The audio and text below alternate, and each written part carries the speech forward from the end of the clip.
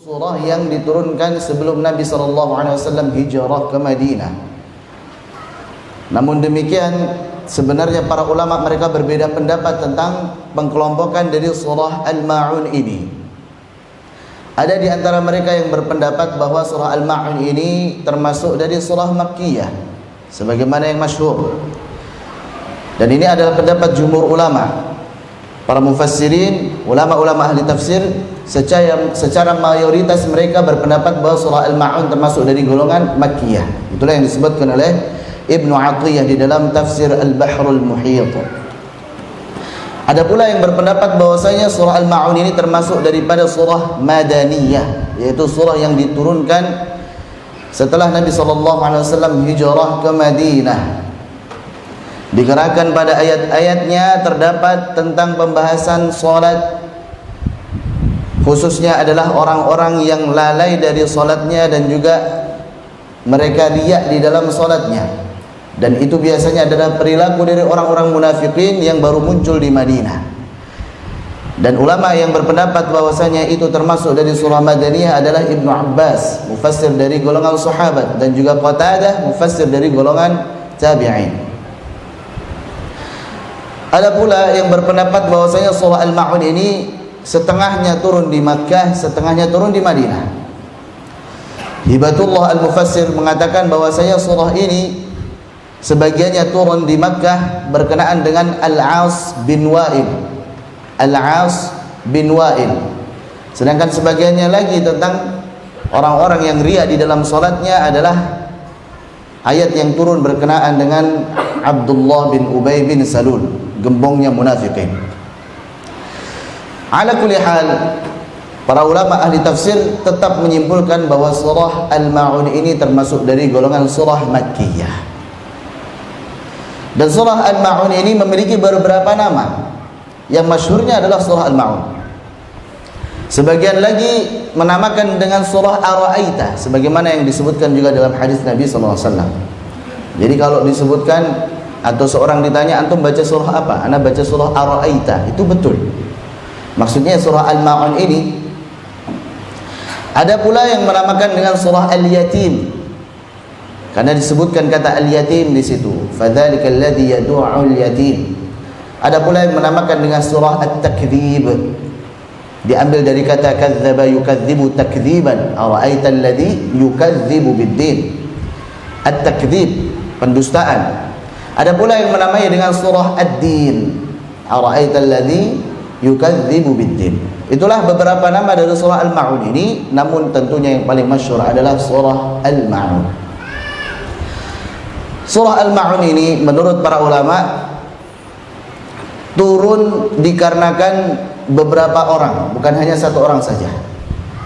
Bahkan ketika kita membuka referensi dari kitab-kitab tafsir para ulama, ada 6 pendapat diantaranya yang menyebutkan bahwa surah ini turun berkenaan dengan orang-orang tersebut.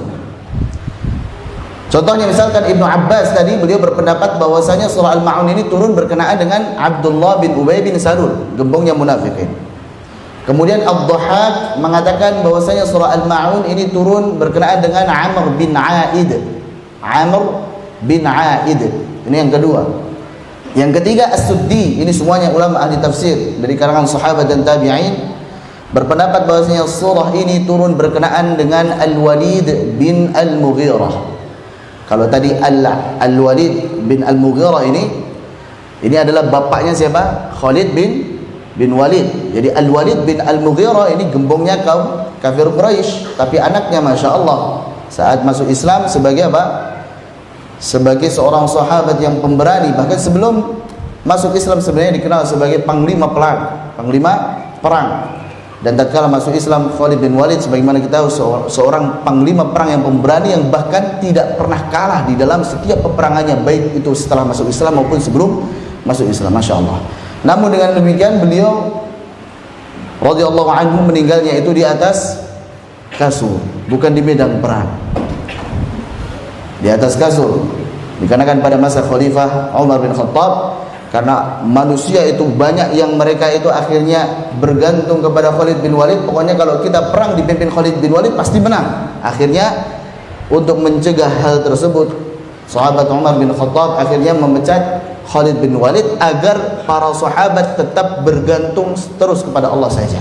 Siapapun panglimanya bergantung kepada Allah saja. Nah, ini tadi. Jadi Al-Walid bin Al-Mughirah ini gembongnya kaum kafir Quraisy, tapi meskipun demikian anaknya adalah para sahabat, anaknya sahabat yang pemberani. Kemudian menurut Ibnu Sa'id bahwasanya surah ini turun berkaitan dengan Al-As bin Wa'il. Al-As bin Wa'il juga demikian. Ini nama-nama yang kemarin disebutkan pada surah Al-Kafirun ya.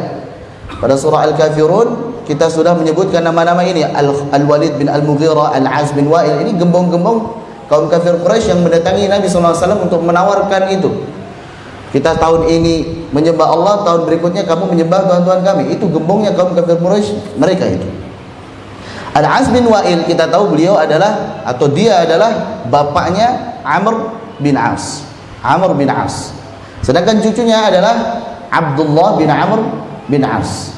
Jadi meskipun dia kafir, anaknya muslim, cucunya juga muslim. Berikutnya menurut Ibnu Jurayj bahwa surah ini turun berkaitan dengan Abu Sufyan sebelum beliau masuk Islam. Abu Sufyan sebelum masuk Islam, setiap pekannya Abu Sufyan radhiyallahu anhu sebelum masuk Islam itu menyembelih 60 unta. Ini setiap pekannya. Namun meskipun banyak yang disembelih, dia mengusir, menghardik, bahkan memaki-maki anak yatim. Ini sebelum beliau masuk Islam. Dan yang terakhir pendapat yang keenam, Al-Mawardi mengatakan bahwasanya surah ini turun berkaitan dengan Abu Jahal, Amr bin Hisham. Ala kulli hal, semua karakternya mereka itu sama, tetapi orang-orangnya berbeda.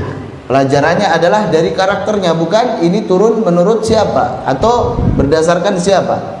Yang menjadi patokan adalah karakternya. Makanya lafaz yang dipakai di sini adalah umum. Ara'aita alladhi, orang yang tidak langsung disebut namanya Amr, misalkan Amr bin Aid atau Abu Jahal atau Al-Walid bin Al-Mughirah atau Al-As bin Wa'il dan sebagainya, tetapi dituliskan atau disebutkan secara umum. Kaum muslimin yang semoga dirahmati oleh Allah Subhanahu wa taala, itu tadi berkaitan dengan nama surah, jumlah ayat, kemudian penggolongan Makkiyah maupun Madaniyah, kemudian juga tentang sebab turunnya surah ini. Kita masuk pada ayat yang pertama. Allah berfirman setelah kita ucapkan a'udzubillahi minasyaitonir rajim. Bismillahirrahmanirrahim. Ara'aita alladhi yukadzibu biddin. Ara'aita, tidakkah engkau melihat? Tidakkah engkau melihat? Di sini yang diajak bicara khitabnya adalah Nabi kita Nabi Muhammad sallallahu alaihi wasallam. Sudah masyhur, sering kita sebutkan bahwa khitab untuk Nabi sallallahu alaihi wasallam itu juga khitab untuk umatnya, untuk kita semuanya. Tidakkah engkau melihat? Tidakkah engkau mengetahui orang yang mendustakan ad-din? Nah, di sini ada pelajaran penting bahwa pertama, ketika ada pertanyaan, itu bisa jadi pertanyaan itu memang menunjukkan ketidaktahuan yang bertanya, sehingga dia bertanya, atau untuk mengajari orang yang ditanya tersebut. Antum tahu nggak ini? Anak nggak tahu. Akhirnya kita ajari, atau karena memang yang ditanyakan ini suatu yang besar, ini suatu yang penting. Makanya antum tahu nggak ini si fulan ini siapa? Antum jangan main-main, ini si fulan ini orang besar. Nah, ini menunjukkan bahwasanya kita sedang bicarakan orang yang besar atau sesuatu yang besar, yang penting. Atau karena ingin ingin menghinakan sesuatu. Enak nggak digituin? Enak nggak? Padahal kita tahu pasti nggak enak. Cuman litaubih, untuk menghinakan. Nah, kapok kamu. Seperti itu. Itu tanya untuk menghinakan. Dan betapa sering usul begitu juga disebutkan di dalam Al-Quran untuk menghinakan orang-orang kafir tatkala mereka diadzab. Atau juga lita'ajjub, karena heran, karena takjub, kok bisa sih ini antum semua ini yang ngelakuin seperti ini, padahal tahu ya antum ya beliau ini yang sedang diajak ngomong yang melakukan, tapi kok bisa antum ya, masya Allah ya antum lakuin ini semuanya. Ini untuk keheranan, kok bisa, seperti apa? Baik. Nah, untuk di ayat ini Allah Subhanahu wa taala selain hendak mengajarkan kepada Nabi Muhammad SAW tentang orang-orang yang mendustakan ad-din, Allah juga sedang memberitahukan kepada beliau tentang suatu yang besar. Ini nggak main-main ini. Perhatikan, Dan uslubnya adalah dengan tanya. Uslub bertanya ini adalah uslub atau cara yang bagus di dalam mengajarkan ilmu. Dan betapa sering Nabi SAW mempraktikkan hal tersebut. Misalkan, ya Mu'ad, atadri ma haqqullah 'alal 'ibad wa haqqul 'ibad 'ala Allah. Ketika sahabat menjawab, qal Allah wa rasuluhu a'lam, saya tidak tahu, Allah dan Rasulnya yang lebih mengetahui. Maka kemudian Nabi pun mengajarkan, atadri ayat ayatin fi kitabillahi ma'aka a'zam, dan sebagainya. Beliau bertanya untuk apa? Pertama, agar orang yang ditanya tersebut fokus. Barangkali sebelumnya dia sedang tidak fokus, memikirkan hal yang lain. Di kelas ada santri ataupun murid yang lagi ngelamun mungkin, atau melihat hal yang lain. Ketika ditanya langsung fokus. Antum tahu nggak ini apa? Atau bagaimana menurut antum tentang yang kita bahas tadi, dan sebagainya. Kalau dia bisa, setelah memfokuskan perhatiannya tadi, kemudian dia bisa, dia tahu, dia akan menjawabnya. Sedangkan saat dia tidak tahu, disitulah momen kita untuk mengajari, karena dia sedang memusatkan perhatiannya. Padahal sebenarnya Allah bisa saja di sini surah Al-Ma'un tidak bertanya kepada Nabi, tapi langsung mengabarkan bahwa orang-orang yang mendustakan ad-din itu seperti ini, seperti ini, seperti ini. Tapi di sini Allah menggunakan uslub tanya. Supaya apa? Supaya menunjukkan bahwa ini suatu yang besar, dan supaya kita lebih perhatian terhadap apa yang akan disampaikan ini. Ini tentang ara'aita. Dan ara'aita, tidakkah engkau melihat? Ini bisa jadi melihat dengan mata kita, atau kita mengetahui karena mendengar dan sebagainya. Tidakkah engkau mengetahui? Tidakkah engkau melihat? Yang intinya adalah tentang ilm. Kita tahu, kita mengetahui hal tersebut. Alladzi yukadzibu, yang mendustakan. Kadzaba, yukadzibu itu dalam bahasa Arab sudah satu paket dengan huruf ba, yaitu yukadzibu bi, kadzaba bi, itu sudah satu paket. Jadi bukan diartikan dengan mendustakan dengan ad-din, tapi mendustakan ad-din begitu langsung. Kenapa? Karena kata kadzaba yukadzibu dalam bahasa Arab sudah satu paket dengan apa? Dengan huruf ba, yang mendustakan ad-din. Apa itu ad-din?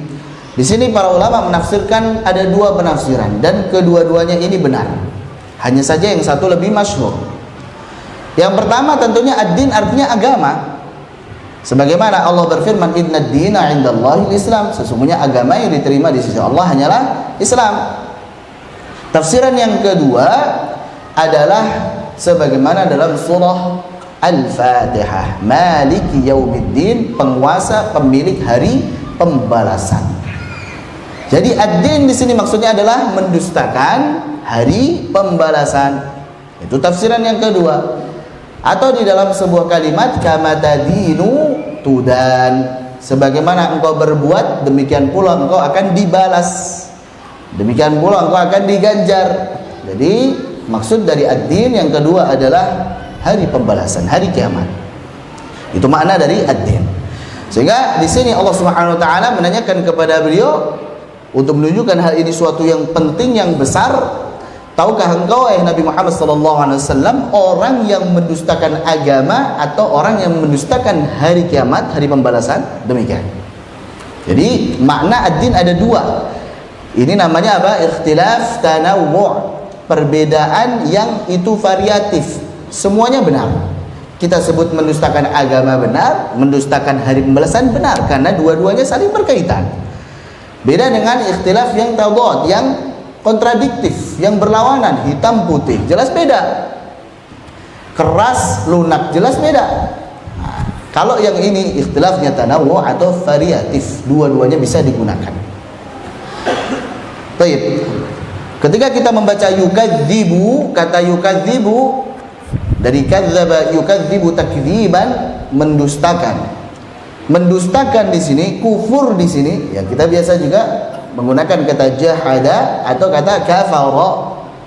Artinya adalah mengkufuri, mengingkari, mendustakan, sama saja, semuanya sama.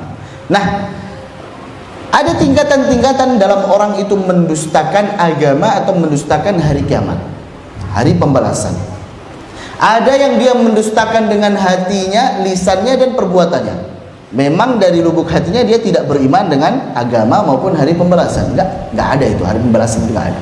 Kita hidup itu cuma sekali, sudah, setelah itu mati, udah. Nggak ada lagi nanti kita dibangkitkan, nggak ada lagi kehidupan berikutnya. Jadi dimanfaatkan dengan baik-baik kehidupannya, happy-happyin aja, sehingga bebas dia melakukan apapun, karena dia meyakini bahwasanya tidak ada nanti hari pembalasan. Segala apa yang dia perbuat ya sudah tidak akan dimintai pertanggungjawaban. Itu dengan hatinya, dia tidak mengimani, dia sudah mengingkari dengan hati dan dia ikrarkan dengan lisannya bahwasanya saya emang nggak percaya ada hari kebangkitan. Masa bisa orang yang sudah mati mungkin kebakar hangus kok dibangkitin lagi? Orang yang mungkin tenggelam dimakan ikan habis kemudian kok bisa dibangkitin lagi, bisa utuh lagi? Nggak mungkin itu. Atau dikubur sudah jadi tulang belulang, sudah campur dengan tanah, kok bisa dibangkitin lagi jadi utuh lagi? Nggak mungkin. Nah ini berarti dia mengingkari dengan hatinya, dengan lisannya, dan juga dengan perbuatannya. Perbuatannya emang menunjukkan bahwasanya dia tidak beriman dengan hari akhirat. Dia berbuat semaunya saja. Pokoknya semua maksiat, semua larangan Allah SWT dia lakukan. Kenapa? Karena dia pengen bebas, hidupnya pokoknya free, merdeka. Nah ini pertama, mendustakan yang pertama yaitu mendustakan dengan hati, lisan, dan juga dengan perbuatan. Kelompok yang kedua, ada orang yang dia itu mendustakan dengan hatinya, tetapi lisannya itu mengatakan iman, mengatakan percaya. Ini tentunya adalah pendustaannya siapa? Orang-orang munafikin. Di dalam hati mereka tidak percaya kepada Islam. Mereka tidak percaya dengan hari kebangkitan. Tetapi karena takut atau karena alasan tertentu, mungkin untuk mengelabui, memusuhi orang-orang Islam, orang-orang yang beriman, atau karena takut dengan power orang-orang Islam tatkala itu, maka kemudian dia pun terpaksa untuk mengucapkan bahwa dia itu termasuk orang yang Islam. Tapi hatinya sebenarnya tidak mengimani, dia mengingkari. Nggak ada itu hari pembalasan, nggak ada. Nggak benar agama Islam itu, nggak benar. Inilah orang-orang munafikin yang dimana mereka itu juga ikut sholat, tapi sholatnya mereka malas-malas. Mereka juga berzikir, tapi zikirnya itu cuma sedikit. Mereka berusaha untuk mengelabui orang-orang yang beriman, akan tetapi Allah SWT akan membalas tipu daya mereka. Ini bentuk kedustaan yang kedua. Pendustaan yang ketiga adalah ada golongan yang dia ada di hatinya sebenarnya iman, sebenarnya tahu bahwasanya ini adalah kebenaran, bahwasanya agama ini benar, bahwasanya nanti ada hari kebangkitan, tetapi ucapannya dan juga perbuatannya dia menunjukkan tidak beriman, dia mengingkari. Ini sebagaimana Fir'aun dan juga bala tentaranya yang dia sebenarnya tahu bahwasanya Musa alaihissalam itu benar, karena seringnya mereka dikalahkan di dalam hujjah mereka dengan mukjizat Nabi Musa alaihissalam, tetapi lisannya dan juga perbuatannya mereka mengingkari. Sebagaimana ayat wajahadu biha wastaiqanatha anfusuhum dhulman wa 'uluwa.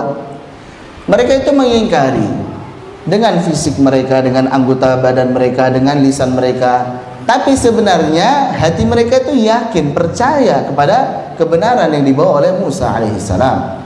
Kenapa kok bisa padahal hatinya mengimani tapi kemudian lisannya dan juga perbuatannya itu tidak menunjukkan bahwasanya dia beriman? Dikarenakan zulman, karena kezaliman dia sendiri, wa 'uluwa, dan juga karena merasa tinggi, sombong, karena gengsi, karena tidak mau direndahkan. Masa mau ngikut sama orang rendahan seperti ini? Waliyadzubillah, seperti itu. Nah ini sebagaimana pendustaannya Fir'aun dan bala tentaranya. Kalau yang pertama tadi, yang dia mendustakan dengan hatinya, dengan lisannya, dengan perbuatannya, seperti orang-orang ateis, udah nggak percaya Tuhan, atau sebagaimana orang-orang kafir yang mereka mengatakan qalu aidza kunna idhaman wa rufatan a inna lamab'utsuna khalqan jadida. Benar-benar mereka nggak percaya dengan hati mereka, dengan lisan mereka, dan juga dengan perbuatan mereka pun juga suka memusuhi orang-orang Islam. Kalau yang kedua tadi adalah kedustaannya orang-orang munafikin. Yang keempat, orang yang dia itu hatinya sebenarnya beriman, lisannya juga mengatakan beriman, akan tetapi perbuatannya tidak mencerminkan beriman. Jadi dia beriman, dia percaya Allah itu benar, Al-Quran itu benar, agama Islam itu benar, hari pembalasan itu benar, surga itu benar, neraka itu benar, percaya dia dengan hatinya, dan dia ungkapkan, dia pun syahadat. Orang yang KTP-nya memang Islam, dia ucapkan asyhadu an la ilaha illallah wa asyhadu anna Muhammadar Rasulullah, tapi perbuatannya menunjukkan dia tidak beriman. Kenapa? Karena kalau yang penting iman itu sudah aman. Yang penting yakin iman sudah, ngapain sholat, ngapain zakat, ngapain puasa, ngapain sedekah itu nggak penting.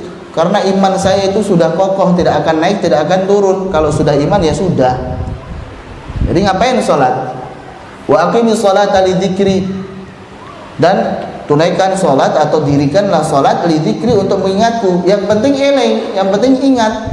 Ya sudah, ngapain sholat kalau nggak eling? Yang penting eling saja. Akhirnya nggak sholat. Atau orang-orang murji'ah, ya, dia itu sebenarnya beriman, mengucapkan iman pula, tetapi apa? Tetapi beranggapan bahwasanya amalan itu tidak mempengaruhi iman sedikit pun. Jadi mau beramal atau tidak, imannya tetap tidak tergoyahkan seperti itu. Nah, ini golongan atau tingkatan-tingkatan di dalam mendustakan agama atau mendustakan hari kiamat.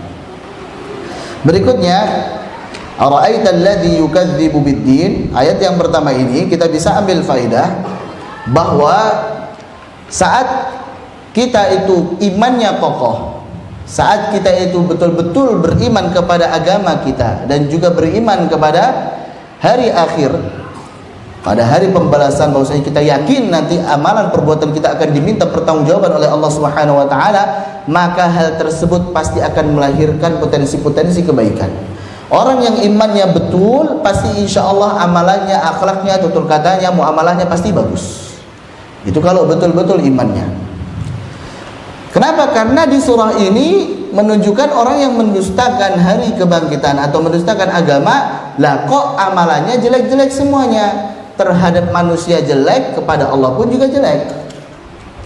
Sebaliknya, mafhum mukhalafahnya, pemahaman terbaliknya, berarti kalau imannya kuat, imannya itu jujur, shadiq, maka insya Allah yang lahir adalah potensi kebaikan.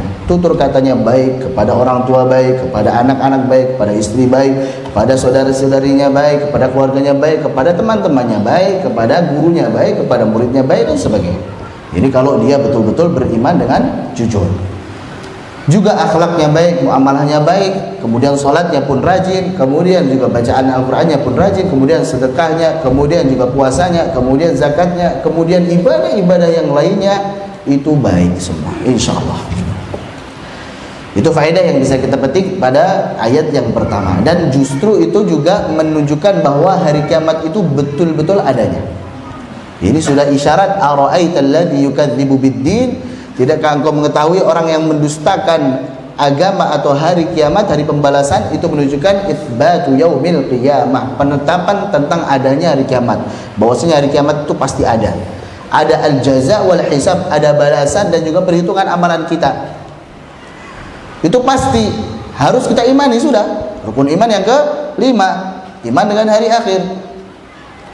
Adapun misalkan tidak ada pun kita tidak rugi.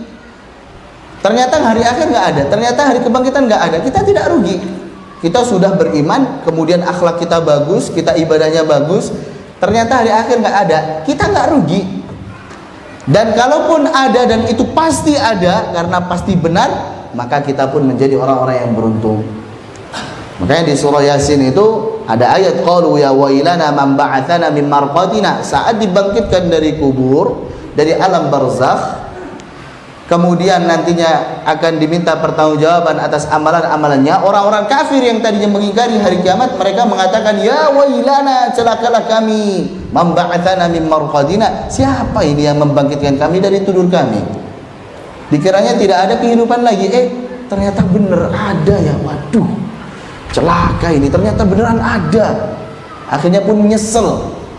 Sebaliknya orang-orang yang beriman, saat sama-sama dibangkitkan, mereka mengatakan hadza ma wa'adar rahman wa sadaqal mursalun. Ya, ternyata alhamdulillah ada benar hari kebangkitan. Berbahagialah mereka karena ternyata saat di dunia mereka beriman kepada Allah dan juga beramal soleh, sehingga saat dibangkitkan oleh Allah Subhanahu wa taala mengatakan alhamdulillah, ternyata memang ada hari kebangkitan dan benarlah apa yang telah dijanjikan oleh Allah Subhanahu wa taala dan benarlah apa yang dikhabarkan oleh para rasul. Ini faedah yang bisa kita ambil pada ayat yang pertama. Ayat yang kedua, Fadzalikal ladzi yad'ul yatim. Maka itulah, dzalik itu artinya adalah itulah. Itu. Alladzi, orang yang yad'ul yatim, menghardik anak yatim. Pada ayat ini Allah Subhanahu wa taala mulai menyebutkan tentang karakter orang-orang yang mendustakan agama atau mendustakan hari pembalasan. Yang pertama adalah mereka itu menghardik anak yatim. Yang unik pada ayat ini, Allah Subhanahu wa taala menggunakan kata fadzalika, bukan fahadza. Maka inilah orang-orang yang menghardik anak yatim, tidak, tapi fadzalika untuk isyarat jauh. Ini untuk isyarat jauh. Kenapa? Karena jauhnya mereka dari agama. Orang yang menghardik anak yatim itu jauh dari agama, jauh dari kebenaran. Kenapa? Karena menghargai, karena menyayangi anak yatim itu sebenarnya masuk di semua agama. Bukan hanya orang Islam saja. Selama dia punya naluri, selama dia itu punya hati nurani, ada anak yatim yang lemah, yang harusnya dia itu sayangi, harusnya dia itu tolong, kok malah dihardik. Itu menunjukkan dia itu jauh dari agama. Ini benar-benar gak punya agama ini orang. Anak yatim, masih kecil, tidak punya pelindung, harusnya dibantu, harusnya ditolong, kok dihardik, dicaci maki, didorong. Ya du'au itu maknanya adalah mendorong dengan keras. Sebagaimana dalam surah At-Tur, yauma yud'auna ila nari jahannam da'a. Pada hari tersebut orang-orang kafir itu mereka didorong dengan keras. Istilahnya dia apa ibaratnya ini? Didorong dengan keras. Yud'auna ila nari jahannam da'a, ke neraka jahanam dengan sangat keras. Dipentalkan, dijengkangkan, begitu bahasanya. Didorong dengan keras. Maka fadzalika alladzi yad'ul yatim, mereka itulah yang menghardik anak yatim, mereka mendorong. Ini orang lagi bagi makanan, kemudian ada anak yatim, bukannya dikasih malah ditolak, didorong. Nah, ini benar-benar jauh dari agama ini. Orang enggak punya hati nurani. Itu makna dari yadu'u. Adapun al-yatim, anak yatim, kita masyhur bahwasanya maksud dari anak yatim adalah yang meninggal bapaknya sedangkan dia belum berusia balik. Masih kecil. Ada orang ngaku-ngaku anak yatim saat itu. Masya Allah, umur antum berapa? 40 tahun, ya? Bukan anak yatim lagi ya. Sekarang saja anak SMP, anak SMA itu, anak SD kadang sudah ihtilam, sudah mimpi basah, sudah balik. Itulah yatim secara hakiki. Yatim secara hakiki untuk manusia itu adalah yang ditinggal mati oleh bapaknya sedangkan dia masih belum balik. Nah, nanti kalau definisi yatim pada hewan, pada binatang ternak, sebagaimana hadis Nabi SAW, adalah yang ditinggal induknya, yang ditinggal oleh ibunya. Itu untuk yang hewan. Sebagaimana sebuah hadis, wal yutmu fi bani adama bi faqdil abi. Di sini disebutkan oleh Al-Imam Al-Qurtubi, bukan hadis ya, maksudnya penjelasan dari Al-Imam Al-Qurtubi. Penjelasan dari Al-Imam Al-Qurtubi terkait dengan definisi yatim, Dan yatim dari kalangan anak-anak Adam, maksudnya manusia itu yang kehilangan bapaknya. Wa fil bahaimi bi faqdil ummi, sedangkan dari binatang ternak itu yang kehilangan induknya, ibunya. Itu kalau binatang ternak. Kalau manusia yang kehilangan bapaknya sedangkan dia belum balik. Sama juga hadis Nabi SAW, la yutma ba'dal bulugh, tidak lagi disebut yatim kalau dia sudah balik. Ini kalau memang mau mendefinisikan yatim secara secara hakiki. Adapun kalau yang sudah balik, maka bukan anak yatim secara hakikat lagi. Maka ini definisi yang penting, hati-hati. Lah tapi dia nggak mampu, Ustaz, tapi dia lemah, iya. Anggaplah dia sebagai anak-anak miskin atau du'afa, begitu. Bukan lagi yatim. Itu kalau definisi secara hakiki. Jadi kalau sudah balik ya sudah, namanya apa? Bukan yatim lagi. Walaupun ada pendapat kedua dari para ulama, sebenarnya masih layak disebut yatim, dia ditinggal bapaknya meskipun sudah balik tapi dia belum mampu untuk menghidupi dirinya sendiri. Itu masih masuk. Pendapat kedua ini barangkali yang masih dipegang oleh mayoritas orang. Walaupun sudah balik SMP misalkan atau SMA misalkan, tapi belum bisa mencari nafkah sendiri, belum bisa mencari maisha sendiri, masih membutuhkan bantuan orang lain, maka itu masih layak disebut sebagai yatim. Ini untuk pendapat yang kedua. Ada lagi nanti yatim majazi, yatim kiasan saja. Bapaknya masih ada, tapi tidak pernah bapaknya tersebut membimbing anaknya. Ya memang dinafkahi, ya memang secara lahiriah dikasih, duit dikasih, HP dikasih, makanan dikasih, baju dikasih, rumah tinggal dikasih, tapi tidak pernah sama sekali diajak untuk sholat, tidak pernah sama sekali diajak untuk kebaikan, belajar ilmu agama, tidak pernah dinasihati tatkala salah. Itu namanya apa?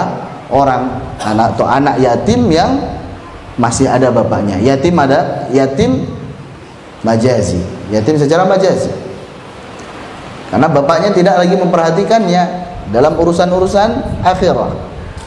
Waliyadzubillah. Semoga kita tidak termasuk daripada bapak-bapak yang menentarkan anaknya dari sisi agama, dari sisi apa? Kebutuhan lahir. Masya Allah, bekerja siang malam pagi petang, sampai kalau semuanya mau pergi anaknya masih tidur, pas datang anaknya udah tidur. Jadi anaknya nggak pernah lihat bapaknya, makanya nanya bapak mana, bapak mana. Bukan di Jonggol ya, di MM 2100, karena lembur terus, Masya Allah. Heran juga kita kadang sebelum subuh berangkat tuh udah macet juga jalanan. Ini orang berangkat jam berapa sebenarnya? Masya Allah. Malam masih macet juga. Ya Allah. Nah ini maksud dari apa? Yatim majazi, bukan yatim hakiki. Baik. Fadzalika alladhi yad'u'ul yatim. Pernah suatu ketika seorang sahabat, yaitu Abu Hurairah, beliau menceritakan anna rajulan syaka ila Rasulillah sallallahu alaihi wasallam, bahwasanya seseorang itu mengeluhkan kepada Nabi sallallahu alaihi wasallam qaswata qalbihi, tentang kerasnya hatinya. Jadi dari Abu Hurairah radhiyallahu anhu, beliau meriwayatkan bahwa pernah ada seorang yang datang kepada Nabi kemudian mengeluhkan tentang bagaimana ini Nabi, hati saya ini keras, bagaimana cara melembutkan hati saya. Maka beliau pun menjawab, faqala lahu, beliau pun mengatakan kepadanya, in aradta talyina qalbika fa at'imil miskin wamsah ra'sal yatim. Kalau engkau ingin melembutkan hatimu, maka berilah makan orang miskin dan usaplah kepala anak yatim. Kenapa saat kita memberi makan orang miskin, kita langsung ketemu kepadanya, Masya Allah, kita lihat kondisinya, kita akan tumbuh rasa syukur. Alhamdulillah ya Allah, Engkau masih memberikan saya kenikmatan yang lebih dari orang ini. Alhamdulillah, kita akhirnya bersyukur kepada Allah, melembutkan hati kita. Dan juga saat kita mengusap kepala anak yatim, bukan diusap aja, diusap-usap-usap tinggal, bukan. Diusap ya dikasih, disantuni, disekolahkan, diajari, itu namanya kita menyantuni anak yatim, bukan diusap-usap saja.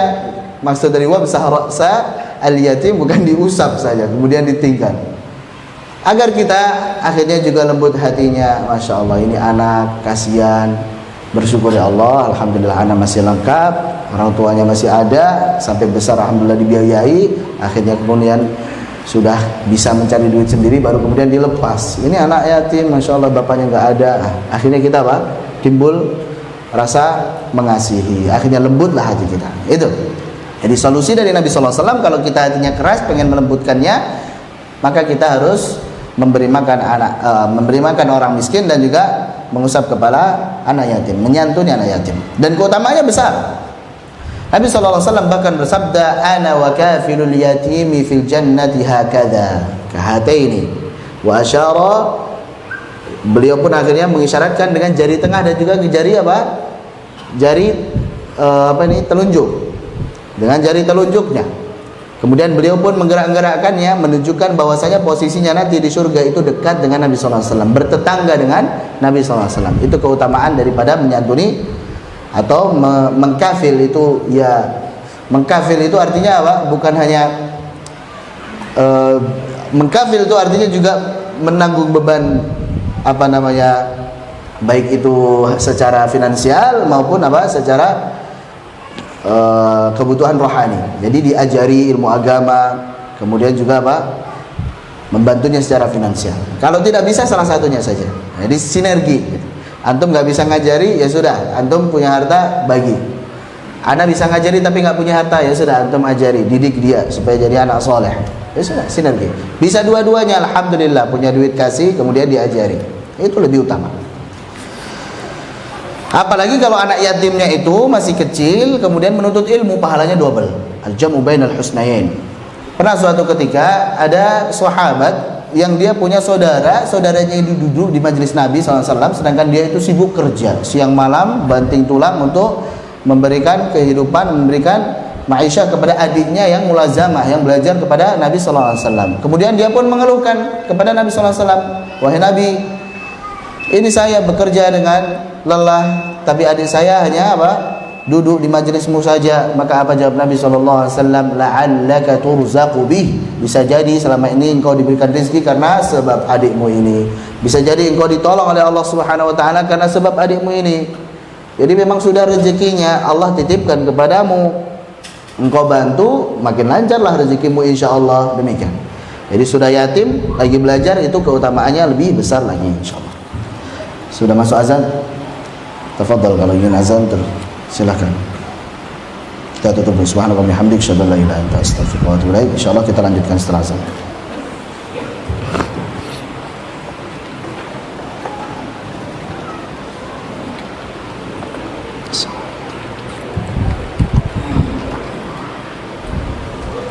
La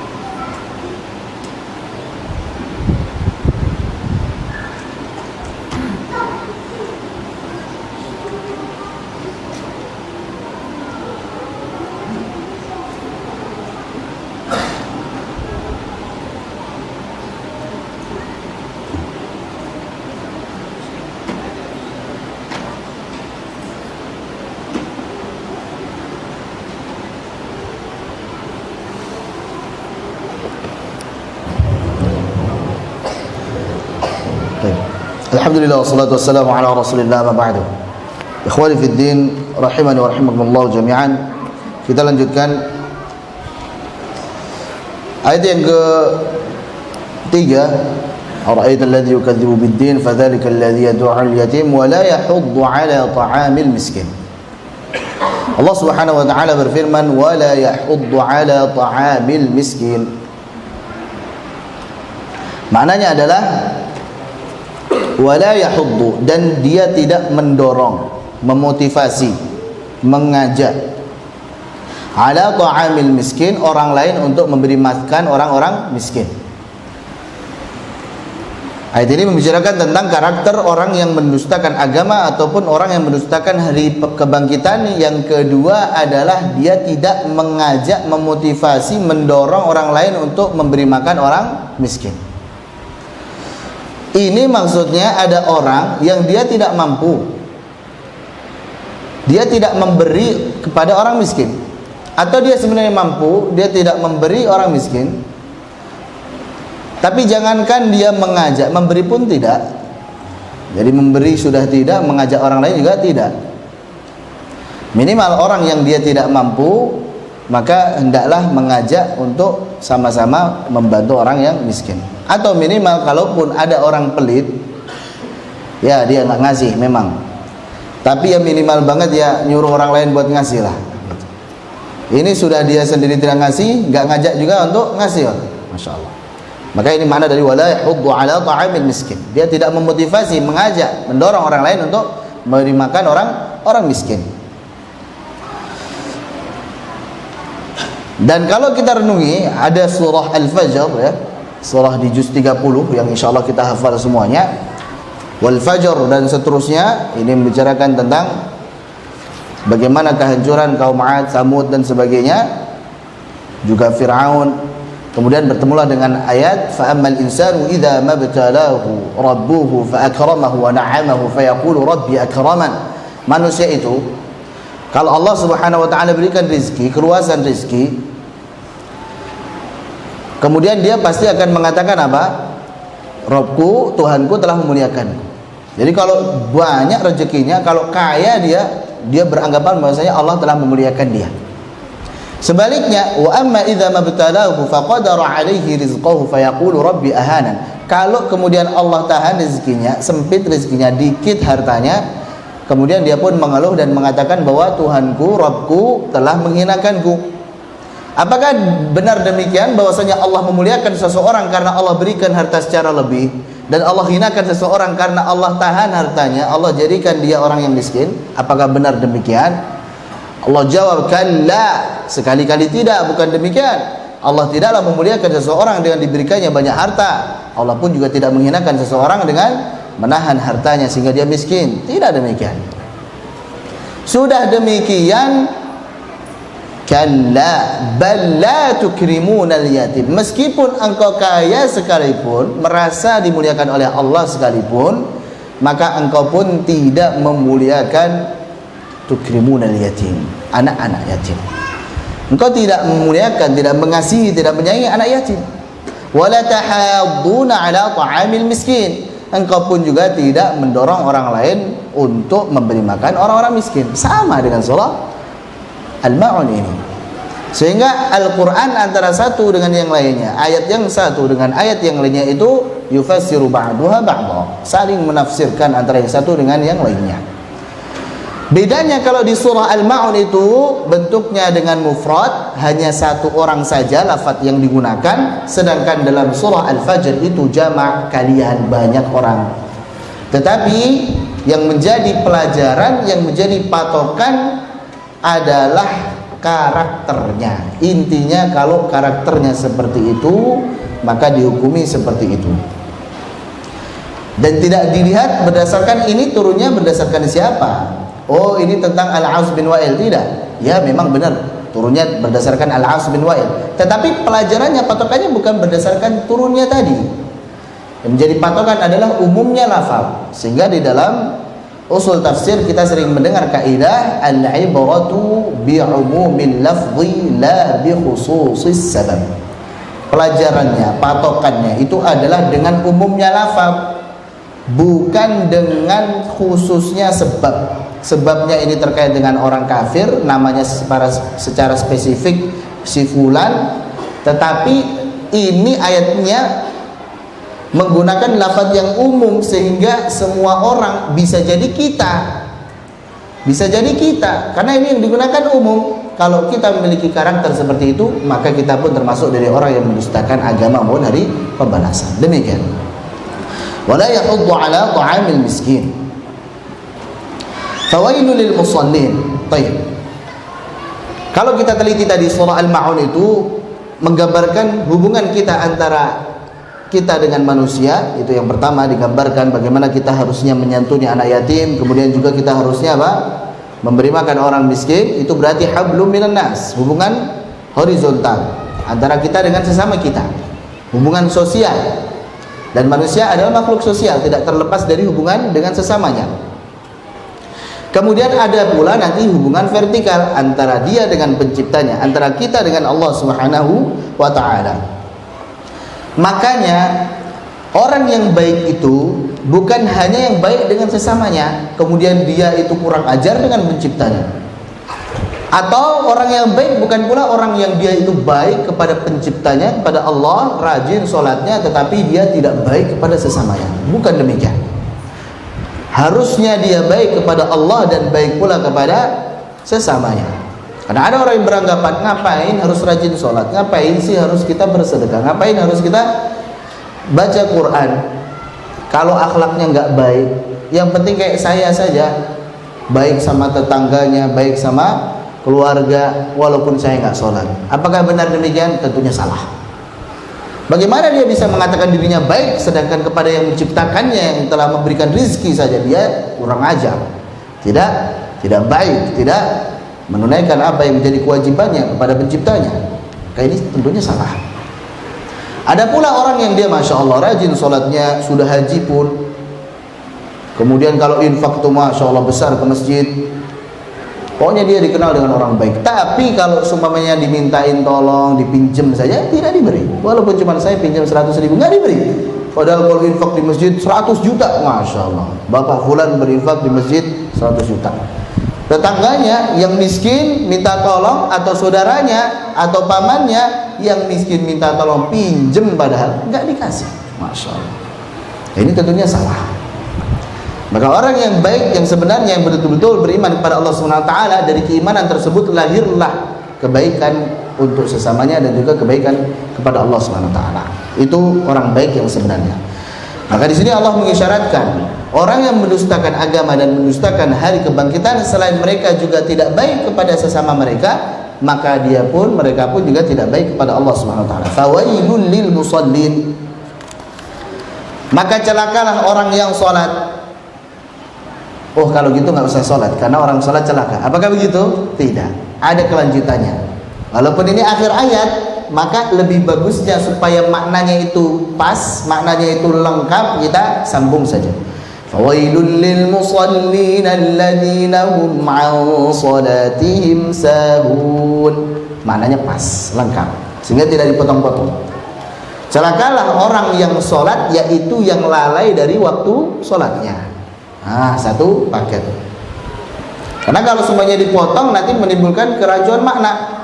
Sehingga ada orang orientalis ataupun orang yang dia itu ingin merusak agama ataupun ingin menjerumuskan, menyesatkan orang-orang Islam yang bodoh, nggak tahu bahasa Arab, nggak pernah ngaji, nggak pernah belajar tafsir. Akhirnya kemudian dibawakan dalil fawailul lil musallin, celaka bagi orang yang sholat. Ente nggak usah sholat. Ngapain sholat? Sholat itu celaka. Orang yang sholat celaka, jadi nggak usah sholat. Ini ada dalilnya nih. Ini ada dalilnya di surah Al-Ma'un. Gitu. Terjemahannya pun ada, masya Allah. Akhirnya orang yang tidak mengetahui pun terjerumus. Jadi orang yang sholat saja bisa celaka, apalagi yang nggak sholat. Orang yang sholat tapi waktunya itu sudah lewat, suka mengakhir-akhirnya tanpa hajah, tanpa uzur, maka mereka lah yang disebutkan fawailul lil musallin. Sehingga Nabi SAW ditanya oleh Sa'ad bin Abi Waqqas radhiyallahu anhu. Sa'altu Nabi SAW, saya bertanya kepada Nabi Muhammad SAW, 'anil ladzina hum 'an salatihim sahun, tentang siapa itu yang an salatihim sahun, yang lalai dari salatnya. Maka kemudian Nabi SAW menjawab, qala humul ladzina yuakhirunaha an waqtiha, yaitu mereka yang mengakhir-akhirkannya dari waktunya. Yuridu sallallahu alaihi wasallam ta'khiru tarkin wa ihmalin, mengakhirkan karena emang pengen ninggalin atau karena emang meremehkan. Jadi bukan karena uzur. Kalau sebenarnya ketiduran nggak sengaja nggak masalah, kecapean atau sakit misalkan nggak masalah, karena itu uzur. Tapi kalau semuanya dengan sengaja mengakhir-akhirkan sampai keluar waktu bahkan, maka inilah yang dimaksud pada fawailul lil musallin alladzina hum an salatihim sahun. Kemudian Atha bin Yasar rahimahullahu taala, beliau mengatakan, alhamdulillahilladzi qala, segala puji bagi Allah Subhanahu wa taala yang berfirman, alladzina hum an salatihim sahun. Maksud dari orang yang sholat yang celaka itu yang mengakhirkan waktu sholatnya, yang lalai dari waktu sholatnya, menggunakan kata an. Walam yakul alladzina fi sholatihim sahun, yang lalai di dalam sholatnya. Ini bersyukur kita, alhamdulillah Allah tidak berfirman alladzina hum fi sholatihim sahun. Kenapa? Karena kalau dikatakan bahwasanya celaka orang yang sholat, yaitu yang lalai di dalam sholatnya, betapa banyak orang yang sholat, segitu juga yang lalai dalam sholatnya. Bahkan tidak ada yang terlepas, sampai Nabi pun juga tidak terlepas, sehingga Nabi pun pernah lalai, pernah lupa, sehingga muncullah syariat sujud sahwi. Maka kita bersyukur Allah Subhanahu wa taala berfirman alladzina hum an salatihim sahun, bukan alladzina fi salatihim sahun. Karena bagaimana kita 100% khusyuk di dalam salat itu berat, susah. Pasti terkadang terbetik perkara dunia yang tadinya mungkin kita hendak lakukan, kemudian tiba-tiba teringat. Masya Allah, setan itu pintar. Udkur kada, ingat ini. Bahkan terkadang kita itu lupa kalau lagi sebelum sholat pengen lakuin sesuatu, gak ada inspirasi. Pas sholat ingat semuanya. Ada inspirasi itu, nantinya harusnya gini, nantinya harusnya begitu. Habis sholat lupa lagi. Masya Allah, bisa itu sholat, bisa itu setan menjerumuskan kita. Masya Allah. Nah itu kita sadari, memang kita pasti pernah lalai di dalam sholat kita, sehingga alhamdulillah Allah tidak berfirman alladzina hum fi sholatihim sahun, tetapi alladzina hum an sholatihim sahun. Kenapa demikian? Kalau lalai di dalam sholat, lupa dalam sholat, itu kita adalah hendak menghilangkan sesuatu yang tidak mungkin untuk kita bisa hilangkan. Kita emang tempatnya lalai, tempatnya apa? Lupa. Jadi sering kadang harusnya rakaat ke-4 sudah salam, berdiri lagi 5 rakaat sholat, Masya Allah ya. Karena mungkin pas lagi mau sujud di rakaat ke-4, ini rakaat berapa ya? Kenapa? Karena terbetik tadi itu urusan dunia. Itu setan semuanya. Emang kalau lagi sholat itu setan udkur kada, ingat ini. Sehingga kita akhirnya apa? Lupa. Ini sudah berapa rakaat tadi ya? Masya Allah, ragu-ragu, mikir keras dulu. Apalagi kalau imam, bahaya lagi itu. Maka imam itu dituntut harus khusyuk, jangan sampai lalai. Walaupun pasti pernah lalai juga. Masya Allah. Demikian. Jadi lalai di dalam sholat itu sesuatu yang tidak mungkin bisa kita hindari, pasti itu. Tapi kalau lalai dari waktunya yang disengaja, itu insya Allah biidznillah bisa kita hindari. Kita bersungguh-sungguh untuk betul-betul menjaga sholat di awal waktu. Perhatikan di sini. Beliau di sini Ustaz Hafizahullah Ta'ala, beliau membawakan sebuah hadis. Sahun dalam bahasa Arab artinya lupa atau lalai dalam mengerjakan sholat, termasuk orang-orang yang sholat keluar dari waktunya tanpa ada halangan, atau mereka yang menundanya masih pada waktunya tapi sampai di akhir waktu. Jadi dia memang sholat pada waktunya tapi dia tunda-tunda sampai di akhir waktu. Contoh, ada orang dia sholat maghrib, sholat zuhur tapi udah mau asar, atau sholat asar tapi sudah mepet waktu maghrib. Dia katakan, Ustaz, saya ikhlasnya itu kalau sholat jam segitu gitu. Masya Allah, yang penting saya sholatnya ikhlas. Ada yang begitu itu. Padahal kita tahu cara diterimanya amalan selain ikhlas juga apa? Ittiba. Jadi harus mengikuti petunjuk dari Nabi SAW. Ya benar antum ikhlas, alhamdulillah. Tapi juga ada tuntunannya. Salat itu yang dianjurkan, bahkan itu sebaik-baiknya amalan adalah salat di awal waktu. Ayul a'mali atau ayul amali ahabbu ilallah. Beliau pun menjawab yang pertama adalah as-salatu ala waqtiha laisa fi salatiha, atau fi waqtiha afwan. Salat di awal waktu, ala waqtiha, bukan as-salatu fi waqtiha, bukan salat pada waktunya. Karena waktu salat ada dari jam sekian sampai jam sekian misalkan, sah-sah saja, kita boleh saja. Tetapi yang utama adalah kita salat di awal waktu. Dan salat di awal waktu ini insya Allah kita terhindar dari fawailul lil musallin alladzina hum an salatihim sahun. Salat di awal waktu khususnya laki-laki bisa kita peroleh dengan cara salat berjamaah bersama kaum muslimin di masjid. Insya Allah kita terhindar daripada apa? Ancaman yang ada pada surah Al-Ma'un ini. Tapi kalau salatnya itu sendiri misalkan, maka ada potensi besar dia keluar dari waktunya atau minimal mengakhirkan dari waktunya. Waliyadzubillah. Ini keutamaan daripada sholat kita di awal waktu. Pertama, waktunya insya Allah itu waktu yang utama. Kedua, keutamaan sholat berjamaah 27 derajat daripada sholat sendiri, kan gitu ya. Yang sering didengungkan kan begitu. Jadi kalau kita sholat sendiri 27 kali itu sama saja sholat berjamaah 1 kali, begitu ya. Secara apa, keutamaannya lebih utama yang sholat berjamaah. Ini untuk laki-laki maksudnya ya. Kalau perempuan lebih utamanya sholat di rumahnya. Baik. Keutamaan yang kedua itu tadi. Keutamaan yang ketiga, orang yang dia itu menjaga sholatnya, menjaga di awal waktu berjamaah bersama kaum muslimin, sampai nantinya dia tidak pernah tertinggal takbiratul ihram yang pertama itu selama 40 hari, maka akan ditulis baginya, diwajibkan baginya, dihindarkan dari 2 hal, yaitu bara'atun minan nar dan bara'atun minan nifaq, dijauhkan dari api neraka dan dijauhkan dari sifat kemunafikan. Bayangkan, kita sholat selama 40 hari full dari subuh sampai isya, tidak pernah tertinggal takbiratul ihram yang pertama, dan itu sangat berat karena terkadang kita mungkin keluar, terkadang kita tertidur, terkadang kita sakit, ataupun terkadang kita lelah dan sebagainya, terkadang kita lalai, terkadang kita memang sedang malas dan sebagainya. Maka ini suatu yang berat sehingga pahalanya pun Masya Allah besar. Kita dihindarkan dari neraka, berarti insya Allah dijamin masuk surga, dan kita pun dihindarkan dari kemunafikan, berarti kita insya Allah seorang mukmin yang khalis. Maka ini berat. Kalau mungkin di pesantren gampang, itu lebih mudah, alhamdulillah. Ya, para santri ya memang sebelum azan sudah kumpul semua di masjid, sehingga nggak ada yang tertinggal takbiratul ihram. Masya Allah, itu sebuah nikmat yang agung. Dan juga alhamdulillah di lingkungan ini pun juga Masya Allah, kita tinggal di lingkungan islami yang alhamdulillah saat sholat maka sudah banyak yang berkumpul, sebelum azan pun sudah banyak yang berkumpul, alhamdulillah. Nah, maka ini adalah nikmat yang perlu kita syukuri. Kita kembali, fawailul lil musallin alladzina hum an salatihim sahun. Baik. Ana ingin menghubungkan dengan surah yang lain, di surah Al-Ma'arij, bahwasanya Allah berfirman, innal insana khuliqa halu'a, sesungguhnya manusia itu diciptakan dengan berkeluh kesah, suka mengeluh. Idza massahu syarru jazu'a, kalau ditimpa musibah, dapat kejelekan, diuji oleh Allah pasti akan ngeluh, itu pasti fitrahnya manusia. Wa idza massahul khairu manu'a, idza massahu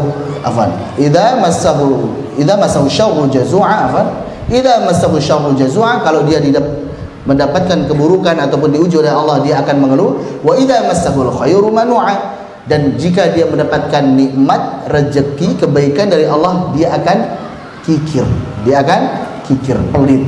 Bayangkan, ini nanti ternyata terhubung lagi dengan surah Al-Ma'un. Kok bisa manusia itu kalau seumpamanya dapat keburukan ngeluh, tapi pas dapat harta banyak kok pelit? Kok bisa itu? Ya memang fitrahnya seperti itu. Sama dengan surah apa tadi? Surah Al-Ma'un yang kita pelajari ini.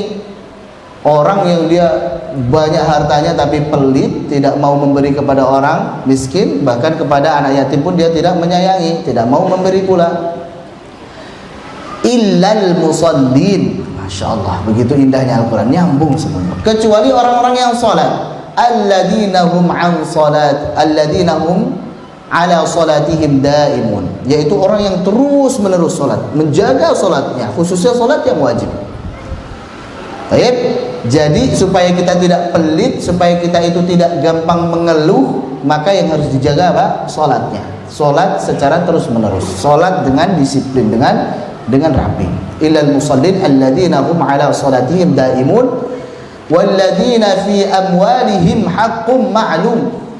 Dan mereka itu yakin bahwasanya di harta mereka ini ada hak bagi orang-orang yang telah diketahui. Siapa itu? Lisaili wal mahrum, yaitu orang miskin yang dia itu terpaksa harus meminta, asail orang yang meminta, dan juga orang miskin yang dia itu menjaga harga dirinya sehingga dia tidak meminta-minta, al-mahrum. Berarti nyambung kan? Antara surah Al-Ma'un dan surah Al-Ma'arij ini nyambung ternyata. Hubungan antara manusia dan hubungan kepada Allah SWT ini nyambung. Sehingga setelah disebutkan tentang orang yang menghardik anak yatim, kemudian juga orang yang tidak mau memberi makan orang miskin, berikutnya yang dibahas adalah tentang sholatnya. Maka tidak heran orang yang sholatnya bagus, insya Allah juga amalan yang lainnya akan bagus, akan menyayangi sesamanya. Sebaliknya kalau dia menyia-nyiakan sholatnya, pasti dia akan tidak menyayangi sesamanya dan akan mudah baginya untuk bermaksiat. Itu sudah satu paket. Allah berfirman, fa khalafa min ba'dihim khalfun adha'us salata wattaba'us syahawat. Maka akan datang, akan menggantikan setelah mereka ini generasi yang mereka itu menyia-nyiakan salatnya, tidak menegakkan salat dengan baik, wattaba'us syahawat, selain itu mereka juga mengikuti hawa nafsu. Sehingga konsekuensinya orang kalau salatnya tidak bagus, pasti dia gampang mengikuti hawa nafsunya. Itu sudah satu paket. Munculnya kemaksiatan, entah itu meminum khamar, mencuri, berzina, wal'iyadu billah, dan juga orang itu makan riba, orang itu berbohong, berdusta, mencuri, dan sebagainya. Semua perbuatan-perbuatan buruk itu biasanya pokok masalahnya ada pada sholatnya. Sholatnya nggak benar. Sholatnya tidak dilakukan dengan disiplin. Adapun dia sholat tidak 5 waktu. Adapun 5 waktu dia tidak khusyuk, tidak di awal waktunya. Dia tidak ikhlas, hanya ingin disebut sebagai orang yang rajin sholat saja. Sehingga tidak heran kalau muncul kemaksiatan. Itu sudah satu paket, itu pasti. Bahkan kemaksiatan yang paling besar yaitu keluar dari agama Islam, murtad, itu biasanya kalau ditelisik, kalau ditelusuri, penyebabnya biasanya karena dia menyia-nyiakan sholatnya. Pasti kalau dia itu ngeremehin sholatnya, itu pasti. Gak mungkin orang tiba-tiba langsung, anak mau murtad aja lah, gak mungkin. Orang yang masih punya iman tiba-tiba langsung murtad, gak mungkin. Biasanya pasti ada proses di situ. Yang usul masalahnya adalah apa? Dia meremehkan sholatnya. Bahkan anak pernah mengisahkan, ini kisah yang kisah asli ya, kisah real, bukan kisah karangan, betul-betul, dan kami pun mengenal. Ini anak lulusan pesantren, masya Allah. Di pesantrennya dia hafidhah, seorang perempuan. Ini kita harus merenung dan menjadikan kita introspeksi justru. Bukan lagi hanya sekedar ngaji, dia hafidhah, sering menjadi imam, masya Allah. Tapi percayakah antum semuanya kalau dia telah murtad dari Islam, masya Allah? Kok bisa? Nah ini yang hafal Quran aja bisa murtad, apalagi yang nggak hafal, kan gitu. Bukan kalau gitu anak nggak usah hafal Quran, apa fungsinya hafal Quran kalau akhirnya murtad juga? Tidak, bukan begitu. Pelajari dulu ini permasalahannya apa, bukan pada hafalan Al-Qur'annya, bukan. Ini sudah demikian dijaga hidupnya di pesantren, hafal Al-Qur'an, dan ternyata bisa murtad. Setelah keluar dari pesantren, diawali dengan ibunya meninggal, orang yang dia cintai meninggal, kemudian namanya orang bersedih, malas untuk melakukan semuanya, mager, malas keluar, malas gerak, akhirnya malas pula sholatnya. Saat malas sholat tersebut, dia masih sholat kadang 3 kali, kadang 4 kali, akhirnya berkurang lagi, kadang 2 kali, sering akhirnya berkurang, dan akhirnya puncaknya dia tidak sholat sama sekali. Ketika sudah tidak sholat sama sekali, akhirnya ada non muslim mendekati. Dia sebelumnya sudah buka, yang tadinya itu tertutup rapat, berhijab, kemudian dibuka, tidak pakai hijab sama sekali, bajunya pun yang tadinya itu menutupi, kemudian jadi pendek. Waliyadzubillah. Kemudian akhirnya dia pun murtad dari agama Islam, menikah pun juga dengan orang non muslim, memelihara anjing, padahal kakaknya juga hafid. Ini hidayah berawal dari apa? Menyia-nyiakan sholat. Kemaksiatan mudah dilakukan karena tidak jaga sholatnya, bahkan bisa murtad karena meremehkan, malas dari sholat. Ini, dan kita berdoa kepada Allah SWT agar Allah berikan hidayah kepada kita semua dan juga kepada beliau. Insya Allah kita doakan. Kami mengenal, dan ini kisah nyata, bukan karangan, bukan. Kami mengenal baik dengan kakaknya pun, seorang hafid, seorang ustaz. Bisa seperti itu. Ini menjadi apa? Pelajaran. Hidayah di tangan Allah. Kita harus menjaga sholat kita, sesibuk-sibuknya kita, sesakit-sakitnya kita, jangan sampai tinggalkan sholat. Itu intinya. Karena kalau kita diberikan pesan oleh orang tua itu, yang paling bersyukur itu kalau memang pokoknya 5 waktu jangan sampai ditinggalin. Udah, itu pesan yang sangat penting bagi kita. Kalau kita insya Allah masih jaga sholat, walaupun kita nantinya bandel, walaupun kita nantinya nakal, insya Allah akan kembali. Kenapa? Karena insya Allah sholat tersebut akan menyelamatkan kita. Demikian. Taib. Dan tatkala kita jaga sholat kita, sholatnya ikhlas, khusyuk di awal waktu, disiplin, itulah sholat yang insya Allah akan mencegah kita dari perbuatan mungkar dan juga keji. Inna sholata tanha 'anil fahsya'i wal munkar. Sesungguhnya sholat itu akan mencegah kita dari perbuatan yang keji dan juga perbuatan yang buruk, perbuatan mungkar. Demikian. Itulah sholat yang insya Allah menjauhkan kita dari perbuatan keji dan mungkar. Masih panjang sekali yang sebenarnya ingin Anda bahas tentang sholat ini, entah itu tentang bagaimana hukum meninggalkan sholat, dan juga masih banyak pentingnya sholat ini, karena sholat ini adalah tolak ukur kebaikan kita. Kalau semuanya sholat kita baik, insya Allah semua amalan kita baik. Kalau semuanya kita itu merasa hidupnya itu kok seperti berantakan, seperti gelisah, seperti tidak tenang, suram, maka kita harus introspeksi. Pertama adalah sholat kita. Kalau kita sholatnya baik, insya Allah Allah akan baiki pula semua urusan kita. Tapi sebaliknya, kalau sholatnya saja tidak baik, maka pasti urusan yang lainnya akan berantakan. Itu pasti, hidupnya nggak tenang. Dan sholat itu pula yang nantinya akan menjadi patokan saat kita dihisab oleh Allah Subhanahu Wa Taala. Hadis yang ma'ruf, Inna awwala ma yuhasabu bihil abdu yawmal qiyamati min amalihi sholatuh. Sesungguhnya hal pertama kali yang dihisab, yang diperhitungkan oleh Allah Subhanahu Wa Taala kelak dari seorang hamba daripada amalannya pada hari kiamat adalah pertama salatnya. Fa in salahat faqad aflaha wa anjah. Kalau dia itu salatnya bagus, maka sungguh dia telah beruntung dan pasti dia akan selamat. Sebaliknya, kalau salatnya itu fasadat, wa in fasadat faqad khaba wa khasir. Sungguh dia akan menyesal, akan rugi dan juga akan celaka. Itu pasti. Dalam lafaz yang lain, kalau sholatnya baik, biasanya nantinya amalan-amalan yang lain pasti akan ikut baik. Kalau sholatnya itu rusak, biasanya amalan-amalan yang lainnya juga akan ikut rusak. Nah, itu maka kita betul-betul harus jaga sholat kita dan jangan sampai kita menyia-nyiakan, mengakhirkan dari waktunya, bahkan meninggalkannya, waliyadzubillah.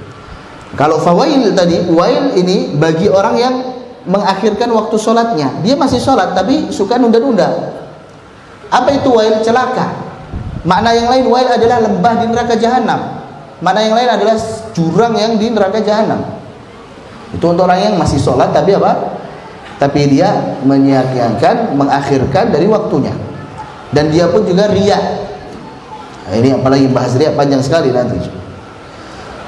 Dan juga mereka wayamna'unal ma'un, orang yang mencegah, menolak, tidak mau untuk memberi zakat.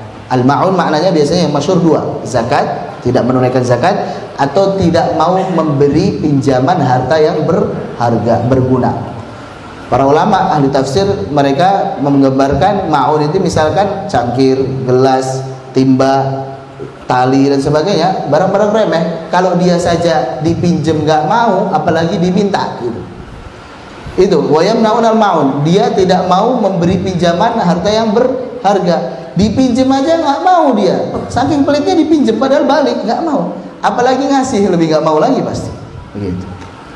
Baik, itu tadi untuk yang mengakhirkan sholatnya. Adapun yang meninggalkan sholat, waliyadzubillah, ma salakakum fi saqar, apa yang menjadikan kalian itu berada di neraka saqar? Qalu lam naku minal musallin, kami tidak termasuk orang-orang yang salat, meninggalkan salat. Wa lam naku nut'imul miskin, dan juga kami tidak memberi makan orang-orang yang miskin, dan seterusnya. Intinya dia tidak salat dan juga tidak memberi makan orang miskin, nyambung semuanya. Dan kalau hukum salat, hukum meninggalkan salat, kalau dia meyakini bahwasanya sholat itu tidak wajib, ngapain sholat? Nggak wajib itu. Ngapain sih sholat? Ngapain harus sholat? Nggak wajib sholat itu. Maka ini hukumnya murtad ya. Semua ulama sepakat hukumnya murtad.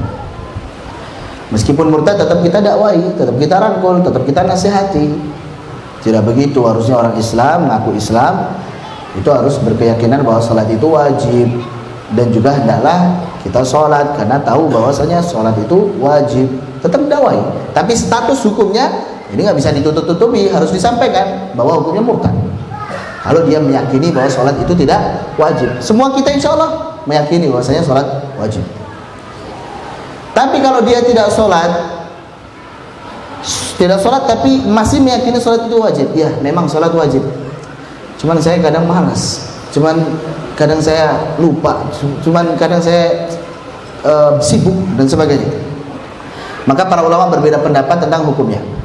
Kalau Imam Ahmad bin Hanbal berpendapat bahwasanya orang tersebut murtad walaupun masih berkeyakinan bahwa sholat itu wajib.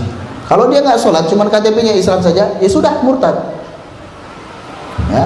Fa in tabu wa aqamus sholata wa atuz zakata fa ikhwanukum fid din. Kalau mereka tobat, kemudian mereka itu mendirikan sholat dan menunaikan zakat, maka mereka itu saudara se-Islam kalian.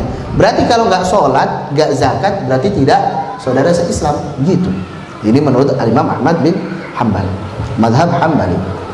Kalau Maliki dan Syafi'i masih berpendapat bahwasanya orang tersebut masih Islam, masih Muslim, hanya saja dia wajib untuk diberi hukuman mati, beri hukuman mati. Ini kalau menerapkan hukum Islam sebagai penebusan dosanya tersebut. Dia meninggalkan sesuatu yang sangat diwajibkan, pondasi di dalam agama ini, amalan setelah syahadat ya sholat.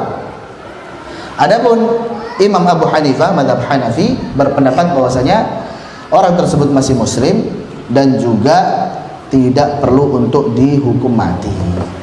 Nah, itulah perbedaan pendapat para ulama terkait dengan hukum meninggalkan sholat. Semoga Allah Subhanahu wa taala menjadikan kita orang-orang yang menjaga sholatnya dan juga mengasihi sesamanya. Demikian, karena terbatasnya waktu kita cukupkan insyaallah. Mohon maaf jika ada kata-kata yang mungkin tidak berkenan, sikap yang mungkin menyakiti dan sebagainya.